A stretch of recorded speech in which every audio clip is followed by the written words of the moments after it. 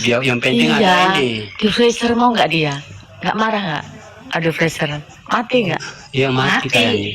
Mati. Itu tahu nggak? Itu ikan lele di tanah di sawah udah kering 6 bulan.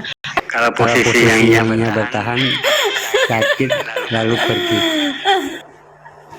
Ditinggal pergi gitu dia Aku pikir aku pikir dia tidak ada di room, ada di Komal, padahal dia ada. Kalau saya begini jawaban saya, Kak Yuni, Apa itu? jangan ada rasa memiliki. Kalau tidak mau sakit jangan ada rasa memiliki. Iya, kan begini ya. Kita ini kan Al-Quran kan sudah berikan jawabannya Al-Quran itu. Ya, sesungguhnya apa yang diturunkan daripadamu, anak entah itu harta, entah itu istri, itu cobaan bagi dirimu. Ya. Nah, cobaan bagi dirimu berarti Allah di situ memberikan batasan. Artinya bukan batasan. Memang semua orang menyayangi anaknya, menyayangi istrinya, menyayangi suaminya ya. Tapi jangan sampai artinya kalau memang artinya mungkin mereka pergi atau bagaimana, jangan sampai berlarut-larut untuk sampai kita ini menyiksa diri kita sendiri ya. Sedihlah, inilah semua merasakan sedih tapi jangan sampai berlarut-larut ya, berlarut-larut sampai merusak diri kita ini. Makanya orang-orang tua dulu itu kalau ada yang meninggal jangan nangisin. Kenapa? Ya, jangan sampai berdampak kepada diri kita. Ya, sakit lah, demam lah, ya, depresi lah. Nah, itu yang dikatakan cobaan ya. Nah, bukan berarti iya ikhlaskan. Bukan berarti tidak memiliki, memang wajib memiliki ya. Anak siapa yang tidak sayang anak ya?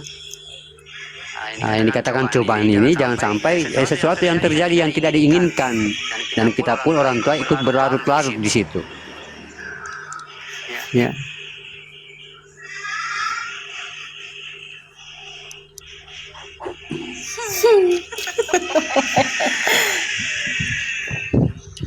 Ini Bayu, maksudnya Bayu ini kayak gimana ini? Jangan. Asmaran mungkin. Bagaimana Kak? Jangan. Ini masalah hati.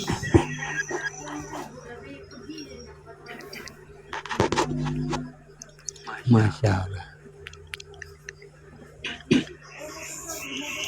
Itu Bang Rental lagi ini ya, lagi apa?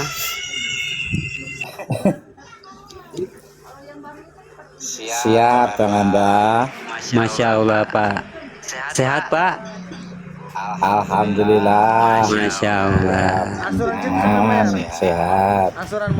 Insya Allah ya dilancarkan rezekinya. Amin. Amin, Bang Anda. Mbak Yuni itu kayaknya baru ini. Bukan baru, udah lama. Itu luka lama. Udah lama. Dia itu sakit, itu ditinggal. Jadi sakitnya itu di sini, bukan di sana. Udah lama. Tersembunyi sakitnya nggak keluar. Jadi teringat. Tersentuh itu berarti ya. Iya, sakitnya tuh di sini. Sampai itu berarti. Itu dicontoh tuh kayak Yuda tuh bucin sama diri sendiri. Lebih parah. Emang asik, tapi tetap anak-anaknya sendiri. Tetap tanyakan saja. Bang Barias naik, Bang Barias. Bang Barias jangan nakal-nakal ya. Kalau ditarik. Siapa yang turun ini? Bang Barias. Yang turun siapa tadi? Tadi sebelumnya itu persediaan di rumahnya ada tahlilan tetangganya. Iya.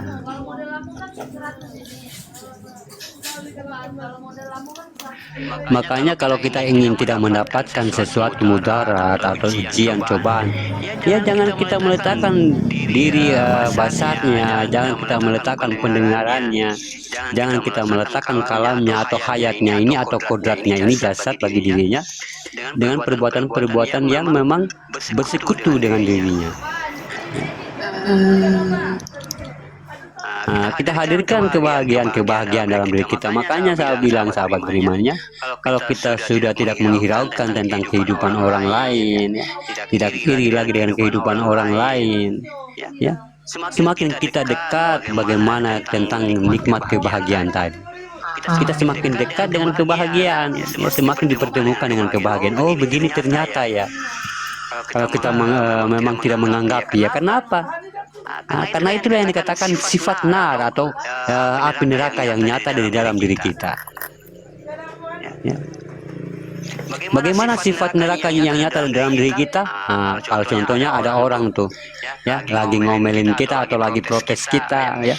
Mungkin salah satu contoh mereka lagi protes pemahaman kita. Nah, ini kalau kita ladenin, tentunya berarti kita sudah merasakan panasnya tadi. Ya. Nah, sudah merasakan. Kalau kita sudah merasakan, tentunya bukan lagi kita sendiri di situ. Sudah kita menghadirkan setan, ya. Sudah kita menghadirkan iblis, ya. Makanya bagaimana orang-orang yang memperdebatkan ilmu-ilmu Allah dalam pemahaman tentang tauhid, itu sebenarnya bukan mereka cuma sendiri, ya. Di situ sudah ada setan, ya. Sudah ada jin, iblis, ya, yang menghadiri perdebatan tadi. Makanya saya katakan di sini, kalau pemahaman dari Allah, sahabat beriman, yang memang itu dari Al-Quran, ya, itu tidak bisa kita perdebatkan. Nah, kita maklumi, karena apa? Karena Al-Quran ini ilmunya luas, saya katakan lagi, ya, ilmunya luas. Tapi bagaimana kita menilai perbedaan itu? Dengan menilai ilmu Allah. Masya Allah, ya, ada pula ilmu Allah kayak gitu. Ya, memang luas ilmumu ya Allah dalam Al-Quran. Dengar lagi pemahaman yang lain, Masya Allah. Nah, ini lagi yang lebih berat nih ilmunya, Masya Allah. Ada juga ilmu Allah seperti ini. Ya. Jangan kita, itu tidak cocok dengan pemahaman saya. Itu tidak cocok dengan pemahaman saya. Itu tidak cocok apa yang saya utarakan. Oh, ini semua kafir nih. Ini semua sesat. Ya. Sahabat beriman, ya, kalau kita sebagai seorang muslim, ya, muslim yang artinya sebagai seorang muslim tentunya sudah cerdas, ya. Nah, kalau kita memang sudah menganggap diri kita muslim, ya, Nabi kita Muhammad, Tuhan kita adalah Allah, dan apabila di kalam kita ini keluar dengan ucapan memaki, mencaci, itu langsung putus. Putus ajaran kita dengan Nabi, putus ajaran apa yang dia katakan dalam Al-Quran, putus ajaran dengan Tuhan. Karena apa? Nabi tidak pernah mengajarkan tentang memaki, ya. Al-Quran tidak pernah mengajarkan tentang memaki, ya. Tuhan tidak pernah mengajarkan tentang memaki. Berarti dia golongannya dari setan dan iblis. Itu aja, kita diam aja.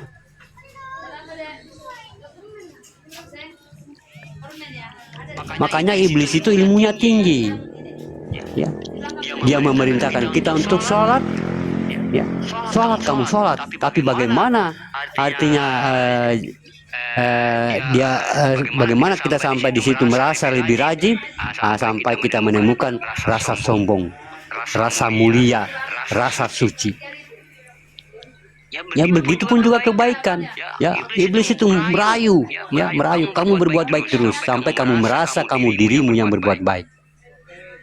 Nah, kalau kamu sudah merasa dirimu yang berbuat baik, kamu di situ celaka, sahabat beriman.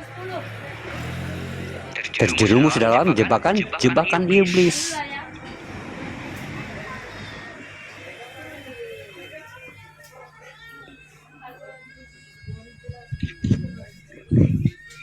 Iya, iblis itu dia merayu. Karena apa? Dia yang menyeru di dalam dada manusia itu keakuan tadi, ya. Keakuan. Kalau dalam bahasa ilmunya, kalau dalam bahasa imannya dia nafsu. keakuan diri kita yang senantiasa membujuk di dalam dada manusia. Pintar dia menjebak, bikin jebakan tuh. Makanya kita harus paham, ya. Kita harus paham, kita harus mengerti isyarat-isyarat yang ada di dalam diri kita. Ya, kalau di dalam diri kita muncul, ya, meyakini sesuatu perbuatan yang keluar dari artinya dari dirinya, kita harus bagaimana menguatkan diri kita, keimanan kita, ketakwaan kita ini untuk menetapkan hanya dirinya lah yang nyata di sini, hanya dirinya lah yang berbuat di sini. Nah, itu yang paling sulit itu, berkelahi dengan pikiran, berkelahi dengan keakuan, berkelahi dengan akal. Nah, tapi bagi orang-orang yang sudah beriman, orang-orang yang sudah paham, itu adalah keberkahan bagi dirinya. Kenapa? Dia sudah paham, berjalan terus menuju bagaimana singgasana Allah itu. Jangan kita menoleh ke belakang lagi, ya. Menoleh ke belakang, ada akal, ada doktrin, ada nafsu, ada sifat keraguan-raguan. Kita pertahankan keakuannya. Ya, Allah senantiasa akan memudahkan sahabat berimannya. Masya Allah. Kalau kita mampu mendalami sahabat beriman, makanya sahabat beriman, ya. Saya kalau menceritakan tentang ini pasti bergetar hati saya. Ya, kenapa? Kalau kita sudah menceritakan tentang kasih sayangnya, Masya Allah, tiada duanya. Tidak akan kita pernah mendapatkan di dunia ini kasih sayangnya itu.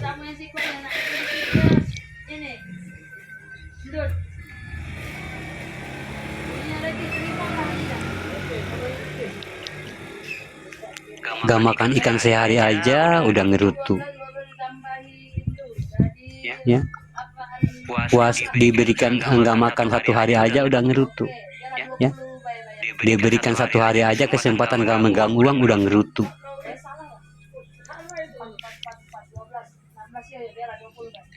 Diberikan bagaimana tentang jalannya satu hari aja udah ngerutu manusia. Udah mulai inilah itulah, Tuhan tidak sayang lah, inilah. Ya, padahal itu satu jalan, satu titik bagaimana kita menuju untuk bercurhat kepadanya, ya, memohon kepadanya. Malah kita membalikan fakta, malah kita menyalahkan dia.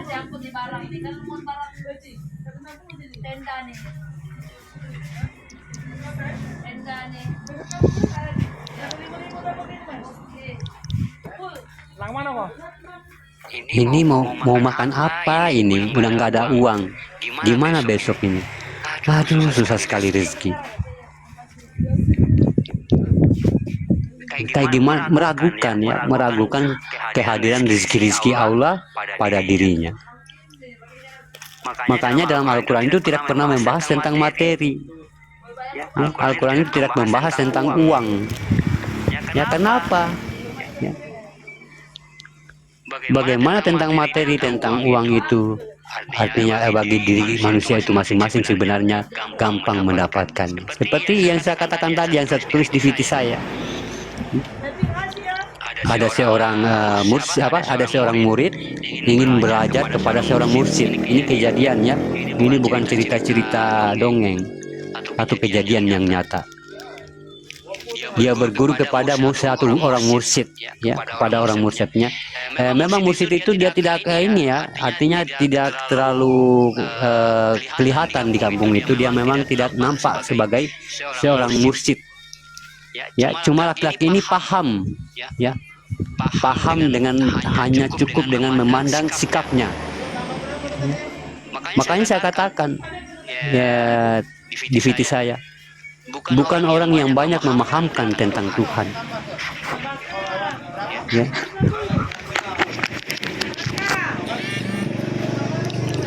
Bukan banyaknya orang yang bukan banyaknya bagaimana orang itu memahamkan tentang Tuhan. tapi bagaimana dia memahamkan, dia merasa Tuhan itu dalam dirinya. Dia merasakan Tuhan dengan pemahamannya itu. Nah, lalu mursyid ini mengajar kepada mursyidnya, murid ini. Ya, bulan demi bulan, ya, sampai minggu berminggu-minggu, sampai bulan berbulan-bulan, sampai dia menuju sampai 9 bulan. 9 bulan, sahabat beriman. Berarti dia memang dia memang gigih, ya, keinginannya memang ingin bertemu kepada Allah. 9 bulan, Masya Allah. Itu termasuk waktu yang singkat, ya, bagi orang-orang yang belajar 9 bulan. Makanya kalau orang sudah niat, sahabat beriman, ingin belajar, ya akan dimudahkan oleh Allah. Barang siapa yang ingin berjumpa denganku, kata Allah, ya, apa yang dijanjikan itu akan kutunaikan, bagaimana Allah akan membuktikannya. Makanya di situ ada ayat dalam Al-Quran, sesungguhnya aku tidak pernah kecewa berdoa kepada Allah, atau tidak pernah aku merasakan kecewa berdoa kepada Tuhanku.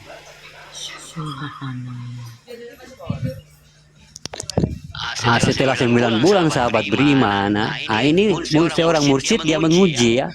Seorang mursyid dia menguji muridnya.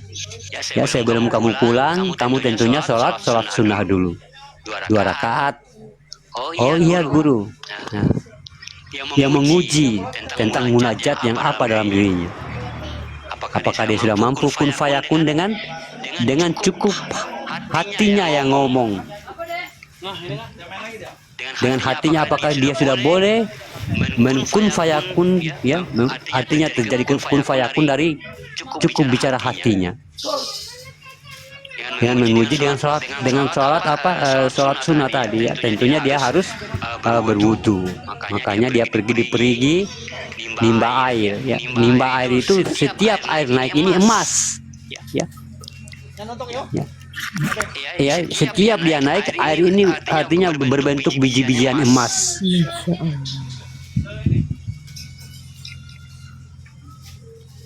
Nah, jadi mursyid ini murid ini bingung.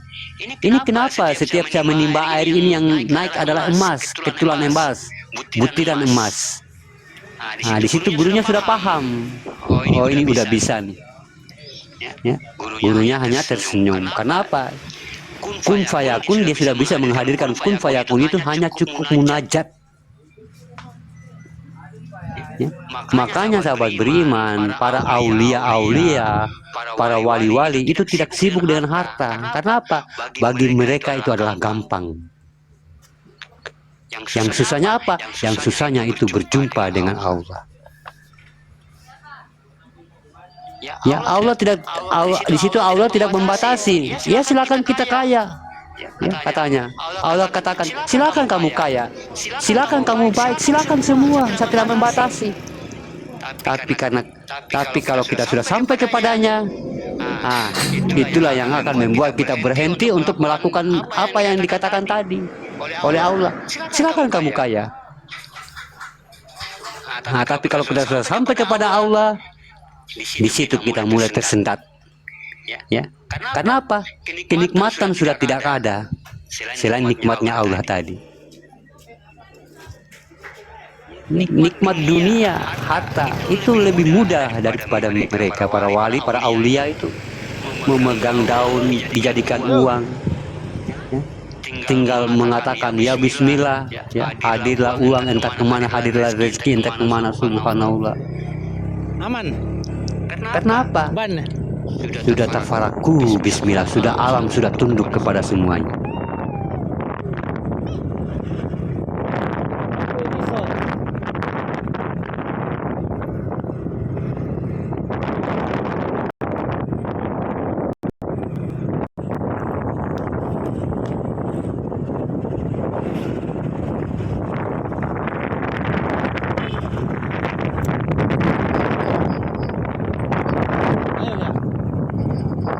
Siapa sih Nayul?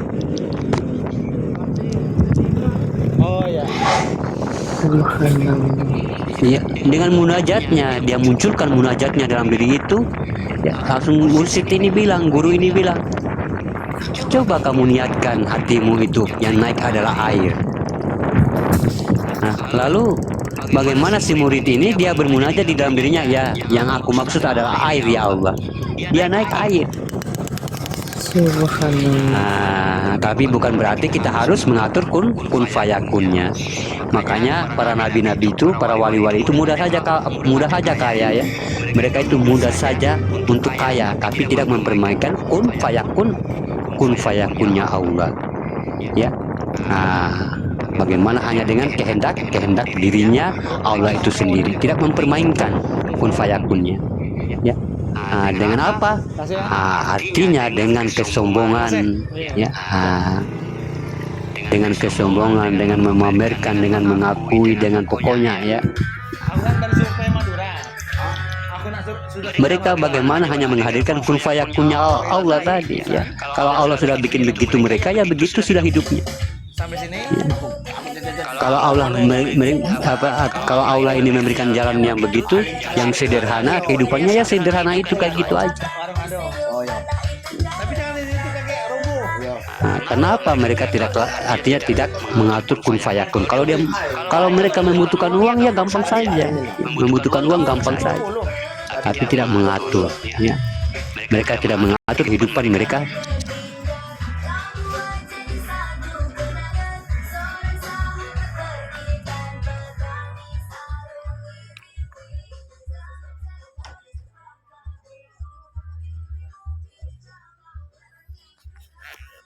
Miskin kita sederhana, kita kaya, itu semua diatur oleh Allah, kehidupan Allah.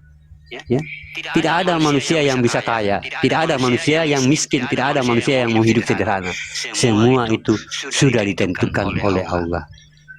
Nah, makanya ini yang dikatakan sifat mu'atnya bagi Allah. Ya. Kalau mereka sudah merasa di dalam dirinya ada yang bersembunyi, ada yang bersemayam di dalam dirinya, itu mereka pasti segala kekurangan yang ada dalam dirinya, segala kehidupan yang ada dalam dirinya, senantiasa bersyukur dengan mengatakan alhamdulillahi robbil alamin. Nah, itulah kenikmatan, ya, itulah kebahagiaan, ya. Itulah kebahagiaan yang benar-benar hakikinya bahagia. Makanya kebahagiaan itu bukan berarti dia berbentuk harta dan benda. Ya. Karena apa? Belum tentu orang yang memiliki harta merasa tenang. Tapi ketenangan pasti dirasakan dalam jiwa kita masing-masing. Karena apa? Jiwa adalah energi ilah sebenar-benarnya. Artinya sebenar-benar energinya. Contohnya tadi yang saya berikan bahasa kiasan. Kalau orang lagi marah kepada kita, ya tidak usah kita anggap. Nah, itu kebahagiaan, langsung muncul bahagia tuh. Ya. Tapi kalau kamu menganggapi, akan muncul di situ azab api neraka. Ya, coba kita belajar untuk menghindar. Coba kita belajar. Ya, karena apa? Saya sudah katakan, kita mengalah itu bukan berarti kita kalah. Ya. Nah, kita mengalah itu bagaimana kita menghindar yang bukan selevel dengan kita. Allah udah tahu, Allah tidak tidur. Ya. Dia menghindar karena tidak selevel, gitu ya. Tidak selevel dengan apa yang yang di depannya ini. Ya, bukan selevel kodratnya, selevel bagaimana tentang bicaranya, tentang adabnya, ya, tentang perilakunya. Makanya dikatakan orang yang lari dari perdebatan adalah orang-orang yang bijak.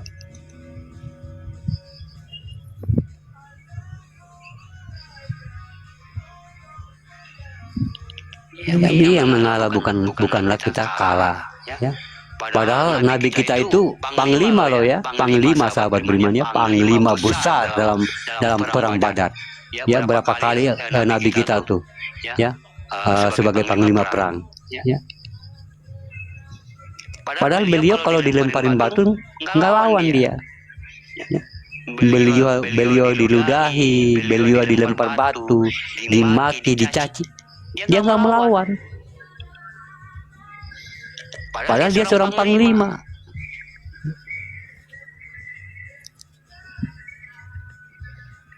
Begitulah bagaimana niat beliau itu diutus di dunia. Dia tidak menzolimi, tapi bagaimana sebagai penerang alam semesta, ya, untuk bagaimana untuk menyadarkan para manusia.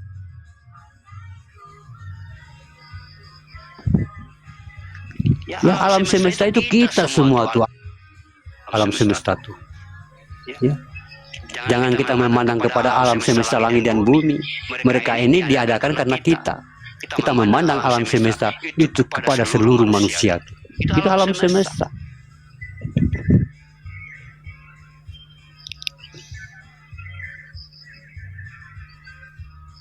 Kita ini alam semesta. Alamnya Allah.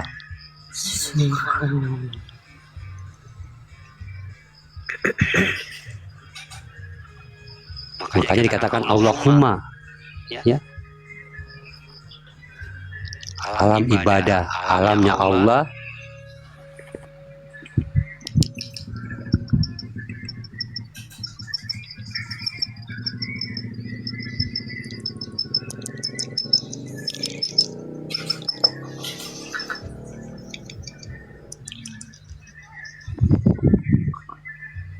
Bang Kade mau naik kenalan sini.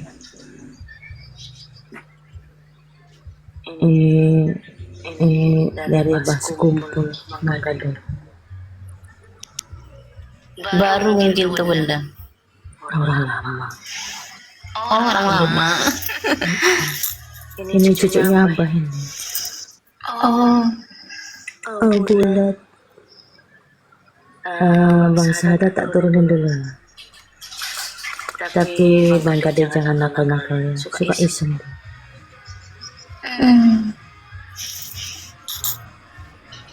Lanjut Pak Guru. Ya, mungkin ada yang Waalaikumsalam warahmatullahi wabarakatuh.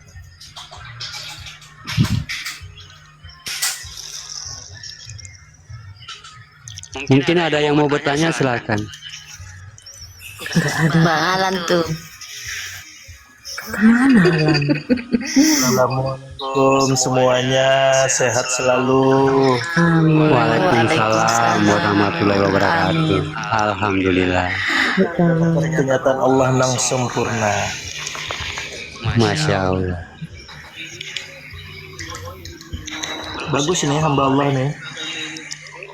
Ya, silakan Bang Kade. Silakan bernarasi, silakan.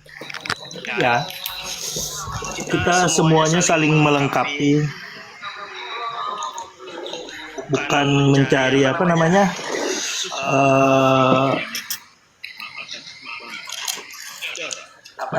menjatuhkan, Yang paling benar. Oh.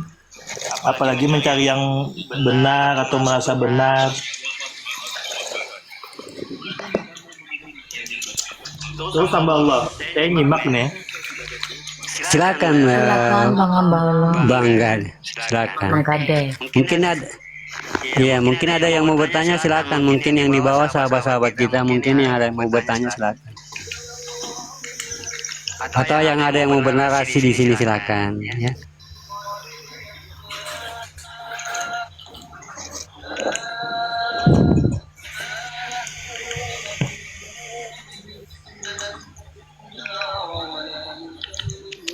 Ya, saya menanggapi sih tadi tentang apa namanya narasi hamba Allah tadi.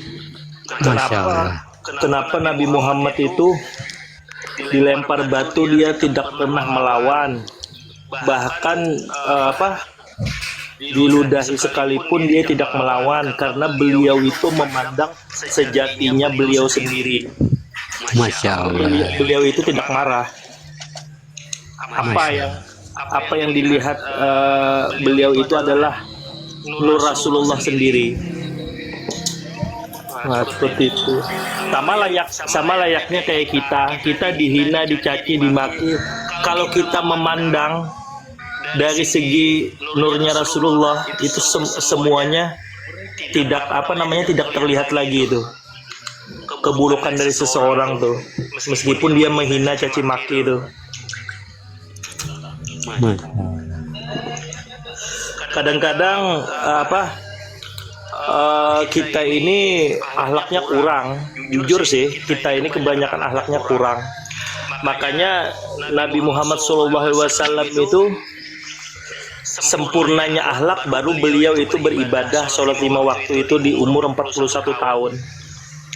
Nah, kadang-kadang kita ini lebih awal udah bisa sholat kita, kadang-kadang kan baru umur balik udah bisa kita sholat 5 waktu, itu termasuk luar biasa. Kalau baginda Nabi kan umur 41 tahun dia baru mendirikan sholat 5 waktu.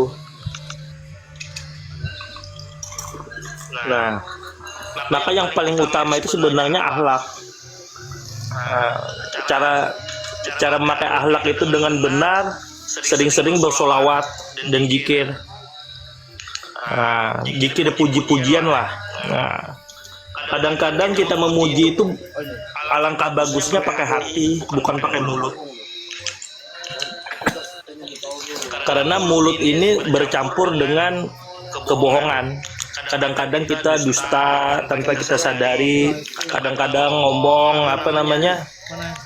gosip atau apa.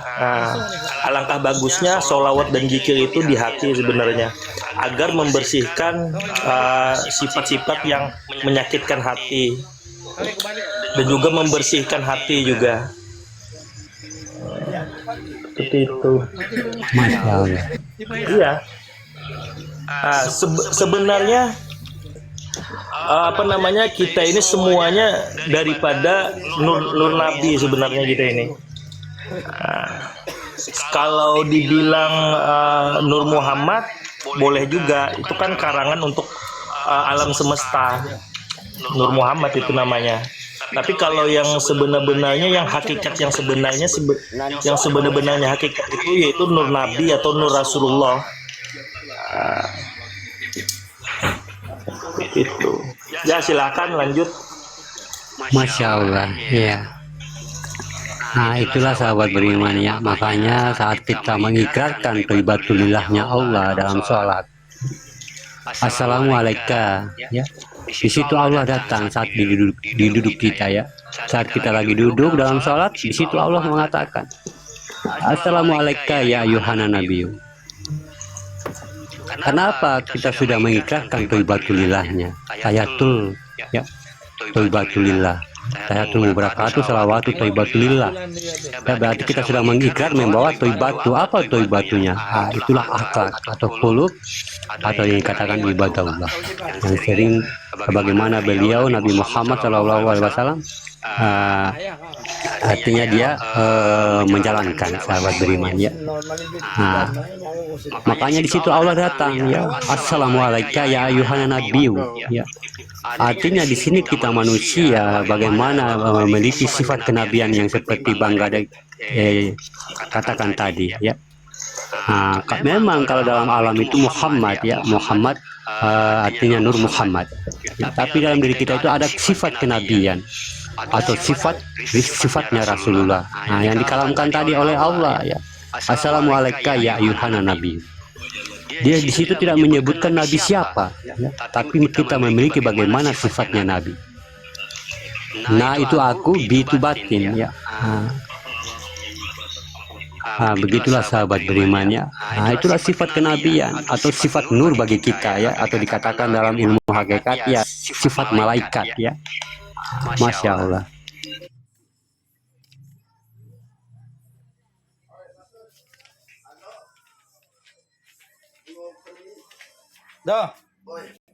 Itu bukan berarti kita tentunya akhlak kepada ini ya orang lain, tapi bagaimana kita berakhlak kepada Allah. Kalau kita sudah mampu berakhlak kepada Allah, mampulah juga kita berakhlak kepada manusia. Sudah sampai itu akhlak kita kepada Allah tuh, atau yang dikatakan diri sifat Nabi tadi. Ya, bukan berarti saya menyatakan saya Nabi ya, diri sifat Nabi. Iya, panah itu, panah kenabian pada diri sendiri. Maksudnya dia itu sadar dirinya sendiri itu bahwa yang wujud itu bahwa Nur Rasulullah saja yang wujud di dalam hatinya itu. Masya Allah. Nah, itu termasuk panah. Apa dia lakukan, maksudnya dia berbuat sholat, dia beribadah zikir dan sholawat, dia mengakui bahwa itu yang sempurna itu adalah nur Nabi. Nah, di dalam hati. Jadi di sana tuh nggak ada keakuan, jadinya nggak merasa ahli ibadah, nggak merasa ahli zikir. Nah, itu sebenarnya panahkan dirimu kepada nabimu dan rasulmu. Itu. Masya Allah. Makanya orang ahli ibadah sama orang yang sering membahagiakan orang lain lebih tinggi derajatnya membahagiakan orang lain. Kenapa? Karena membahagiakan orang lain itu termasuk paling dicintai Allah Subhanahu wa taala. Sedangkan kita beribadah artinya seumur hidup pun itu untuk diri kita sendiri. Nah, sedangkan membahagiakan, membuat alam semesta terang, artinya membuat alam semesta terang itu apa yang kita lihat, kita selalu bersolawat dengan pandangan tadi. Nah, ketika kita memandang ulama tadi, yang kita pandang bukan wujud yang nyatanya, tapi wujud yang di dalam hati, yang kolbu orang tersebut kita pandang. Yang bertajalli. Nah, wujud Nabi itu yang kita lihat. Seperti itu.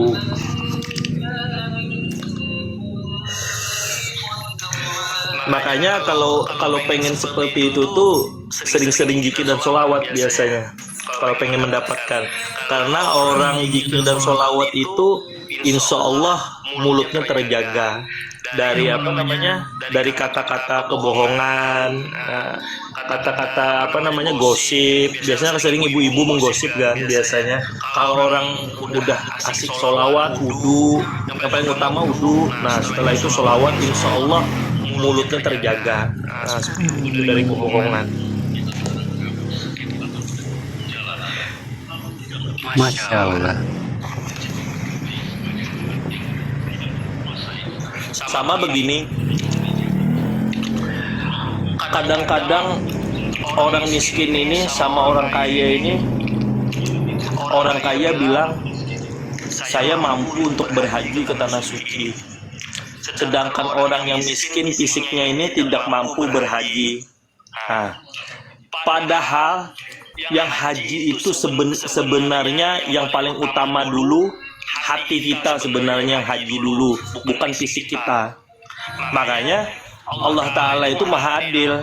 Nah, ketika orang bisa haji ke sana, itu belum sempurna lagi. Kenapa jadi belum sempurna? Karena hatinya belum berhaji. Nah, haji ini ada dua sebenarnya, haji syariat dan haji hakikat. Haji hakikat itulah yang paling utama. Nah, baru berjalanlah haji syariat. Seperti itu. Nah, artinya apa? Kalau orang tidak mengerti haji yang sebenarnya, maka kita itu sholatnya itu seperti menyembah batu, seperti menyembah nama, seperti menyembah tembok. Itu kalau orang nggak paham. Kalau haji yang sebenarnya itu, Ka'bah itu adalah hati kita sendiri. Nah, terus Madinahnya itu, nah itu rasa di dalam diri kita. Nah, jadi Madinah itu rasa kita, nah Mekah itu hati kita. Ketika kita bisa melakukan kebaikan di dalam hati kita, nah itulah Mekah yang sesungguhnya. Hati kita bersih, hati kita selalu melakukan kebaikan. Nah, itu haji sebenarnya. Tapi di dalam hakikat yang lembut. Kadang-kadang orang nggak berpikir dia itu keluar rumah itu niatnya itu nggak ibadah. Kalau orang ibadah niatnya itu seolah-olah dia itu keliling. Artinya keluar rumah tadi seolah-olah dirinya itu tawaf sebenarnya. Pada hakikat artinya melakukan kegiatan sehari-hari dengan penuh kebaikan. Nah, itu yang paling utama. Itu haji yang paling utama itu sebenarnya. Masya Allah. Setelah sempurna dan dan memakai dia di lingkungan dia. Nah, barulah terlaksana haji yang sebenarnya. Artinya yang disaksikan seluruh seluruh pejohiran. Nah, itu. Nah, baru makbul itu hajinya. Jadi miskin dan kaya itu semuanya bisa berhaji. Yang penting dia niat belajar dan tahu ilmunya. Seperti itu. Jadi kita sholat itu artinya kesadaran diri kita yang sebenarnya, artinya bahwa yang beribadah sebenarnya yang wujud ini ya Rasulullah sebenarnya, dari kulit, bulu urat, dari ujung kaki sampai ujung rambut. Yang sholat itu panakan dirimu kepada Rasulullah. Terus yang di dalamnya lagi, artinya di dalamnya lagi tuh karena Rasulullah inilah. Lalu Allah Ta'ala itu, ini panjang lagi sebenarnya kalau kita naikkan ke atas ini. Tapi saya cerita cuma cukup di Rasulullah itu aja, itu udah luar biasa. Artinya yang beribadah ini dirimu, akuilah di dalam hatimu ini Rasulullah gitu. Yang sholat ini bukan dirimu. Seandainya dirimu pun mengaku sholat, maka celakalah hidupmu selama-lamanya. Jadi hati-hati nih, bahwa orang mengaku sholat ini bahaya. Biar ahli ibadah sekalipun, kalau dia mengaku itu sia-sia. Nah, seperti itu. Ya, silahkan lanjut. Ya, Masya Allah. Ya, begitupun juga Nabi Muhammad, ya, Nabi Muhammad kita Shallallahu Alaihi Wasallam bersabda, ya, sesungguhnya sholatlah engkau seperti engkau melihat aku sholat.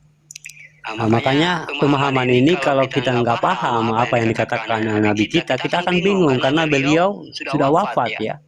Tapi bagaimana dalam bahasa beliau ini ada makna yang tersembunyi, yang seperti sudah diutarakan oleh Bang Gadai tadi. Kalau kita masih melihat diri kita yang sholat di situ, ya, dan tidak kita melihat dan tidak kita menyaksikan diri Muhammad di dalam diri kita yang khusyuk dalam sholat itu, ya celakalah orang-orang yang lalai dalam sholatnya. Makanya dalam sabda-sabda itu apa perilaku Rasulullah itu sebenarnya artinya memiliki nilai-nilai hakikat bagi orang-orang yang mau berpikir. Dari segi namanya saja sudah hakikat Muhammad, ya, mim ha mim dal. Ya. Kalau rutinitas beliau ini kan sunnahnya, ya, itu akidah, ya, akidah bagi kita, iman bagi kita. Tapi kalau tentang kolbu, ya, apa yang dikatakan Bang Kadai tadi, ya, ini sudah menyangkut tentang kolbu, ya, artinya sifat kenabian bagi diri kita atau sifat Rasulullah. Makanya dikatakan dalam Al-Quran, ya sesungguhnya dalam diri Rasulullah itu ada suri-suri tauladan, ya, bagi kamu untuk mendapatkan rahmatan fil alamin. Itulah yang dimaksud sahabat beriman, ya. Kalau tentang ya silakan. Benar itu. Maka kalau kita naikkan lagi, maka tidak ada lagi Muhammad di sana. Karena kalau naik ke atas lagi, bahwa yang sebenar-benarnya sejati itu cuma Allah yang sempurna. Artinya alif berdiri, rukulah, duduklah, sujud ha. Jadi itu Allah tanpa kita sadari. Itu kalau kesempurnaan kalau kita ngelihat, artinya tidak dibuat-buat itu. Kalau kita berkaji berkaji huruf alif lam lam ha jadinya. Itu kalau kita memandang kesempurnaan, karena kesempurnaan itu yang dilihat itu wahdatul suhud dan wahdatul wujud. Artinya wahdatul wujud dan wahdatul suhud itu tidak bisa lagi dicerna dengan nur lagi. Memandang kepada yang satu. Satu itu dari sudut pandangan yang wujud, artinya pandangan pada johir. Terus satu wujud pandangan dari batin. Itu ada wahdatul wujud dan wahdatul suhud. Silakan lanjut. Masya Allah. Lagi makan kerupuk Gade.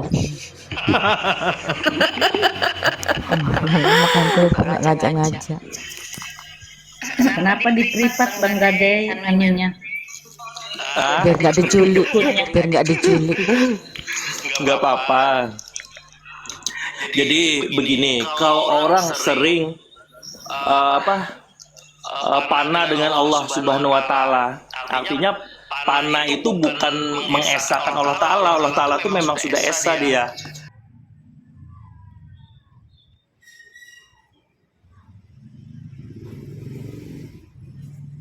Zahir batin engkau di dalam dirimu sendiri ini tanpa diucap ya. Artinya ketika engkau ngambil gelas, sebutlah, bukan disebut lagi. Kalau disebutkan, contohnya saya ngambil jam ini, Sallallahu Alaihi Muhammad misalkan. Nah, ini kan masih disebut. Sedangkan yang sebenar-benarnya yang sejati itu tidak disebut lagi, tapi dia Allahnya sendiri yang menyebut.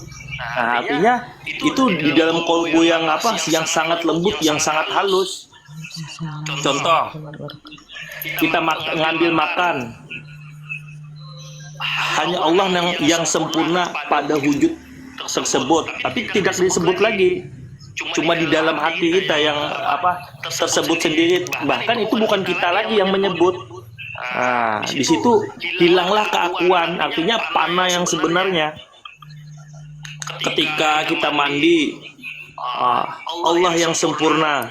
Ketika kita minum, Allah yang maha sempurna. Jadi Allah yang maha sempurna itu dia tidak bisa dibayangkan lagi. Artinya tidak tertulis lagi. Nah, itu Allah yang sebenarnya. Tapi nur Allah yang sebenar-benarnya itu ya wujud seluruh alam ini. Ini nur Allah yang sempurna ini. Nah, nurnya, sedangkan Allah yang sempurna itu dia tidak bisa lagi terucap. Nah, yaitu letaknya di diri kita sendiri, yang tidak bisa lagi disebut. Nah, seperti itu. Maka ketika orang sudah asik, dia lebih banyak diam. Arti diam itu dia memandang itu sudah suhud. Artinya hati dia pun juga suhud. Dia tidak berucap, tapi yang berucap itu yang hak. Arti yang hak itu Allah sendiri yang mengucap, Allah yang sendiri yang menyatakan dirinya. Nah, itu yang benar. Jadi kita tidak lagi menyebutnya ketika kita ngambil sesuatu, ketika kita ngelihat sesuatu, kita itu cuma menyaksikan dan mendengarkan, seperti itu. Kalau udah kebiasaan itu ya lumayan bagus. Ya, silakan lanjut. Masya Allah. Ya. Nah, inilah yang dimaksud Bang Gadai tentang kalam Bismillah ya. Kalau dalam kajian Bismillah, bagaimana alif ini lenyap dalam huruf ba, menunjuk mila diperantarakan huruf mane dan masarahim. Makanya kalau kita manusia sahabat beriman, ya memang artinya kita menyebut dengan nama Allah. Menyebut dengan bagaimana? Makan bismillah, tidur bismillah, mengerjakan bismillah, semua bismillah. Nah, padahal hakikatnya bismillah itu bagaimana Allah ini maujud dalam diri kita. Nah, kalau kita mengatakan artinya kita menempatkan bismillah ini tanpa tahu makomnya, ini sama halnya kita mengatur-ngatur Allah. Ya, makan bismillah, tidur bismillah. Tapi sesungguhnya yang hidup itu adalah Allah. Ya, kalau kita sudah mampu menempatkan bismillah ini, sesungguhnya hanyalah Allah yang maha hidup di situ, yang maha gerak atau fi'il atau af'al bagi manusia.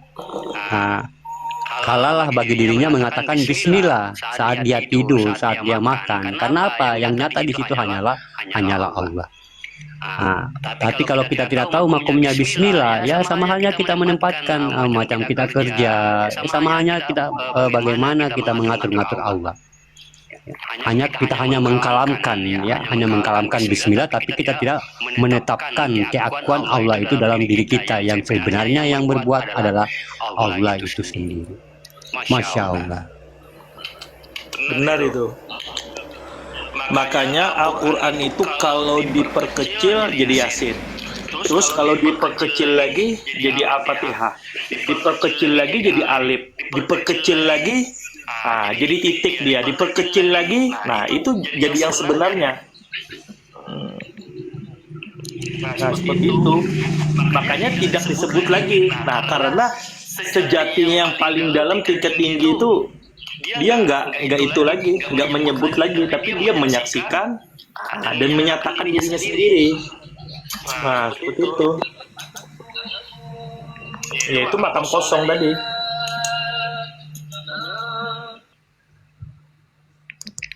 Kan lanjut. Masya Allah. Nah, inilah yang dikatakan dalam surat Maryam ya.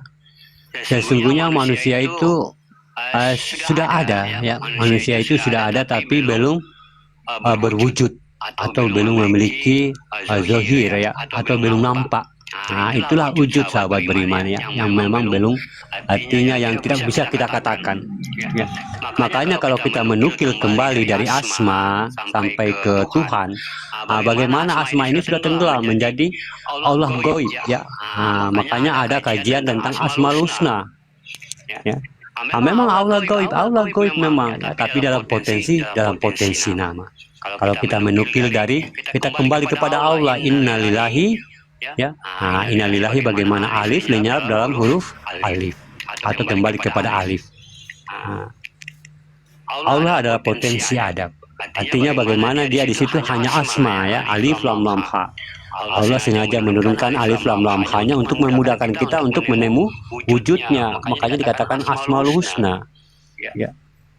Nah, kalau kita menukil dari kembali kepada wujudnya yang semata, wujudnya yang kosong tadi, memang dia tidak akan tidak akan lagi kita mampu ucapkan ya, atau kita gapai dengan akal dan pikiran. Ya, Allah sudah lebur, artinya Allah sudah tenggelam goib, ya, menuju bagaimana tentang ilah, ya, tentang Tuhan, lebur, artinya lebur lagi sampai ke dalam, sampai dikatakan wujud, ya. Wujud itu adalah bagaimana kita memandang, artinya kita memandang dengan rasa tadi, atau kita katakan memandang secara basiro atau menutup mata. Wujud itu ada, ya, wujud itu memang kosong tapi ada, ya, wujud itu artinya ada. Pas kita memandang dengan menutup mata, sesungguhnya rasa ini artinya hanya kita merasakan saat kita ainul basiro membuka mata. Di situ kita sudah memandang yang ada tadi. Makanya dikatakan wajibul wujud ya, ada dalam ketiadaan. Ya, ada dalam ketiadaan ini ya, bagaimana mana yang tiada dan mana yang ketiadaan dan mana yang ada. Itulah yang ketiadaan tadi, sesungguhnya dia ada. Ini yang dikatakan wujud. Ya. Kalau dia sudah nampak di situ yang sebenarnya dia, di situ tidak bisa lagi kita menggapai dengan pikiran. Ya, karena apa? Memang tidak bisa digapai oleh tidak bisa menggapainya dengan akal dan pikiran. Ya. Karena sudah duduk di keakuannya, atau dikatakan hu tadi ya. Makanya Asmaul Husna itu 100 ya, disembunyikan 1. Ini hanya ini yang itu bagaimana hanya keakuan dirinya sendiri, yang melihat Allah, yang memandang Allah, hanya keakuan dirinya sendiri. Ya. Makanya yang dikatakan Bang Gadai tadi, sawahannya kita melihat jam tangan atau makan ya, udah nggak ada lagi kalam atau kita meminta makan ya. Dengan bagaimana hanya kita cukup dengan gerakan, tentunya berarti asma tadi, Allah tadi, asma Allah.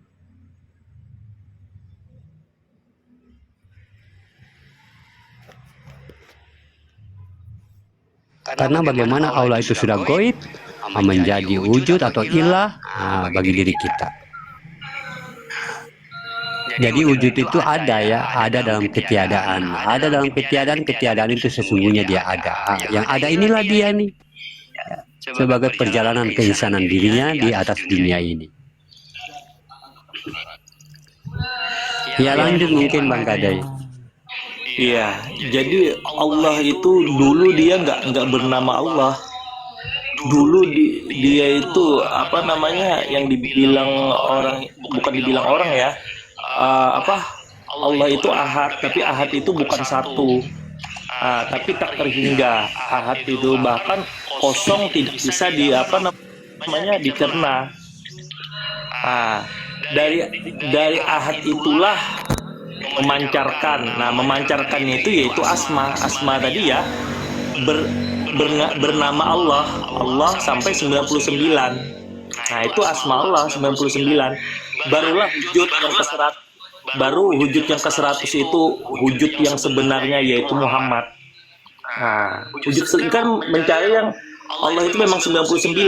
Nah, setelah wujudnya itu yang ke-100 yaitu yang bernama Muhammad. Barulah jadi seluruh alam. Seperti itu. Makanya nama seluruh alam semesta ini sebenarnya Muhammad namanya. Itu apa namanya, wujud nur Allah yang nampak bernama Muhammad dia. Dari Muhammad itulah bermacam-macam nama. Bukan bermacam-macam nama lagi. Kenapa jadi bermacam-macam nama? Karena dia dicerna oleh akal. Sebenarnya Muhammad itu tidak berubah sampai awal dan akhir, nggak berubah dia. Yang berubah itu akal kita. Seolah-olah yang Muhammad itu berganti nama menjadi langit. Muhammad itu berganti nama menjadi apa namanya? Menjadi tanah. Muhammad itu berganti nama menjadi pohon. Nah, itu semuanya itu bernama Muhammad sebenarnya. Makanya 99 itu nur Allah satu, yaitu Muhammad. Nah, Muhammad inilah ya sampai akhir zaman tadi. Sebenarnya Muhammad semuanya namanya ini. Seperti itu. Jadi berubah itu karena akal kita. Jadi kursi, jadi meja, ya bermacam-macam lah. Pada hakikatnya namanya itu nggak berubah, Muhammad dia tetap. Seperti itu. Muhammad yang sebenar-benarnya Muhammad itu, yaitu nggak bisa diceritakan lagi. Ya silakan lanjut. Masya Allah. Masya Allah. Iya. Tentang Robil Alamin ya, tentang Robil Alamin ilahin nas. Nah, Robil Alamin ini tentang kekuasaannya, ya, atau dikatakan Muhammad, ya, atau diri sifatnya, tapi dirinya sendiri juga. Ya. Kalau ilahin nas ini tentang Tuhan dirinya sendiri.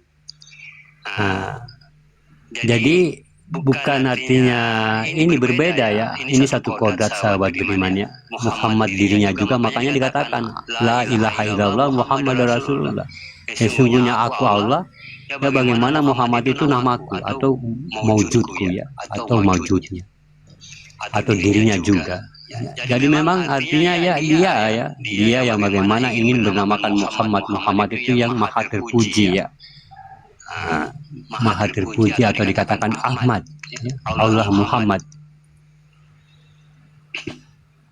Masya Allah ya. Nah, inilah kesempurnaan, artinya inilah artinya ilmu ya, ilmu. Kalau kita sudah paham sahabat beriman ya, kalau kita sudah paham, gampang saja bagaimana kita menerima ilmu dan pemahaman orang lain itu ya. Sesungguhnya semua cocok. Kenapa? Karena ilmu-ilmu ini tidak kita parkirkan di akal kita lagi. Ya. Bagaimana yang menerima adalah Allah, yang mendengar adalah Allah. Ya. Nah, tidak kita menempatkan lagi kepada akal. Nah, karena akal itu posisinya di kalbunya manusia, atau dikatakan akidah atau iman bagi seseorang dalam konteks agama ya. Tapi kalau sudah masuk dalam konteks bertuhan, berarti kita sudah naik makom kepada ilmu. Nah, ini sudah tidak bisa kita menempatkan akal kita. Jadi beruntunglah orang-orang yang berilmu itu, yang khusyuk dalam sholatnya. Yang ini dimaksud oleh Allah sahabat beriman. Makanya kadang-kadang kita bingung membaca Al-Quran tentang yang tersiratnya ya.